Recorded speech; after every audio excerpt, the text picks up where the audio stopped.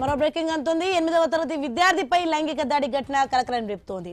తోటి విద్యార్థులే దారుణానికి పాల్పడ్డారని ఆరోపణలు వచ్చాయి. ముగ్గురు విద్యార్థులపై బాధితుడు ఆరోపణలు చేశాడు. కర్నూలు జిల్లా ఆలూరు మండలం అరికేరి గురుకుల పాఠశాలలో ఈ ఘటన జరిగింది. బాలుడు ఫోన్ చేసి తండ్రికి విషయాన్ని చెప్పడంతో ఈ దారుణం వెలుగులోకి వచ్చింది. ఇక ప్రస్తుతం బాధితుడు ప్రభుత్వ ఆసుపత్రిలో చికిత్స పొందుతున్నాడు.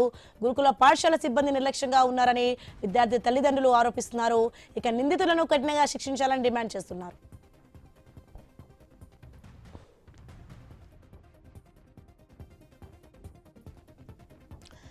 బ్రేకింగ్ చూస్తున్నాం మనం. 8వ తరగతి విద్యార్థిపై లైంగిక దాడి ఘటన కలకలం రేపుతోంది. తోటి విద్యార్థులే దారుణానికి పాల్పడ్డారని ఆరోపణలు వచ్చాయి. ముగ్గురు విద్యార్థులపై బాధితుడు ఆరోపణలు చేశాడు. కర్నూలు జిల్లా ఆలూరు మండలం అరికేరి గురుకుల పాఠశాలలో ఈ ఘటన జరిగింది. బాలుడు ఫోన్ చేసి తండ్రికి విషయాన్ని చెప్పడంతో ఈ దారుణం వెలుగులోకి వచ్చింది. ఇక ప్రస్తుతం బాధితుడు ప్రభుత్వ ఆసుపత్రిలో చికిత్స పొందుతున్నాడు. గురుకుల పాఠశాల సిబ్బంది నిర్లక్ష్యంగా ఉన్నారని విద్యార్థి తల్లిదండ్రులు ఆరోపిస్తున్నారు.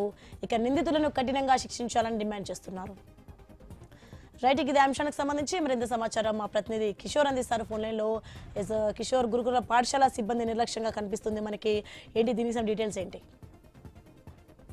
కర్నూలు జిల్లాలో దారుణం చోటు చేసుకుంది. ఆలూరు మండలం అరికెల గురుకుల పాఠశాలలో 8వ తరగతి చదువుతున్న విద్యార్థిపై తోటి విద్యార్థులే అమానుషంగా లైంగిక దాడికి పాల్పడిన ఘటన అందరినీ కూడా ఆశ్చర్యానికి లోన్ చేసింది. అయితే అర్ధరాత్రి సమయంలో ముగ్గురు సీనియర్ విద్యార్థులు కలిసి బాధిత విద్యార్థిపై అత్యాచారానికి పాల్పడడం స్థానికంగా కూడా కలకలం రేపింది. అయితే ఈ విషయం అంటే అతనికి విపరీతమైనటువంటి నొప్పి కలగడంతో ఉదయాన్నే తన తండ్రికి ఒక విషయాన్ని తెలియజేయడంతో హుటాహుటిన ఆ యొక్క గురుకుల పాఠశాలకు వచ్చినటువంటి తండ్రి ఆ యొక్క స్కూల్ యొక్క ఉపాధ్యాయుతో కూడా మాట్లాడడం జరిగింది. అయితే ఎవరు కూడా సరిగా స్పందించకపోవడంతో అతని ఆరోగ్య పరిస్థితి ఏమవుతుందన్న భయంతో స్థానికంగా ఉన్నటువంటి ఒక ప్రైవేట్ ఆసుపత్రికి తరలించి విద్యార్థి తండ్రి చికిత్సను అందిస్తున్నాడు. అయితే ఇంతవరకు కూడా ఈ యొక్క గురుకుల పాఠశాలకు సంబంధించినటువంటి ఉపాధ్యాయులు కానీ ఇటు వార్డెన్ కానీ ఎవరు కూడా ఈ యొక్క సంఘటన మీద మాకు తెలియదంటూ వారు తప్పించుకునే ప్రయత్నం చేస్తున్నారు.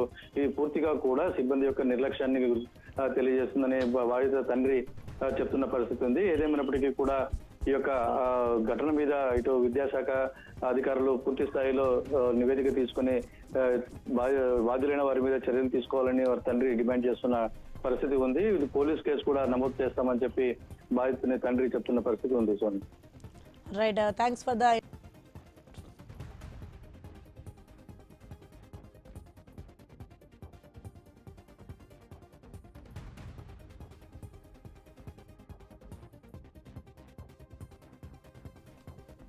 టాయ్ కరెన్సీ ముఠా గుట్టురట్టయింది.